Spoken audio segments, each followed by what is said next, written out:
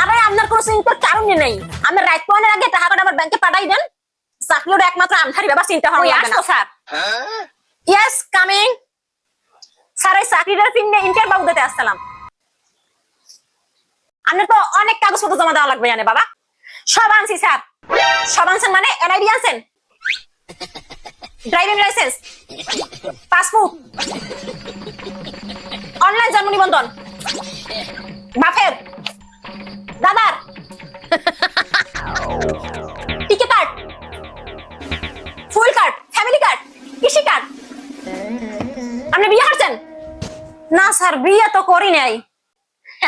Hello তো হইবে না, তাহলে আর হইবে না। না বিয়ে করছি স্যার, বিয়ে করছি। বিয়ে কামিং, শ্বশুরের বিয়ের কামিং। হ্যাঁ হইছি স্যার। এই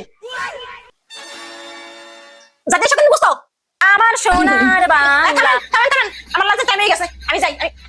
ওই যান স্যার, যাই, আমার লাঞ্চের টাইম হয়ে গেছে। তাড়াতাড়ি স্যার। আরে ভাই আমার খাওয়ার টাইম হয়ে গেছে। আচ্ছা আমি লাঞ্চের পর আমু না স্যার। না না না আমি লাঞ্চের পর আমাকে না, আমি লাঞ্চে আমু না। তাহলে কোন কালে আমু? কাল গুয়ামু স্যার। আরে বাবা আমার পেট খারাপ, আমি কাল গোয়াইতে না, আমি চাকরিতে আসবো না কালকে। তাহলে আমি কখন আমু স্যার? আপনার আমি আগামী 1 মাসে আসবো না। আপনি 1 মাস পর আমার দারোয়ানের সাথে যোগাযোগ করেন, ঠিক আছে? আরে হালার চাকরির পিছনে দৌড়াইতে বুড়ো ইয়ে পাকলাম।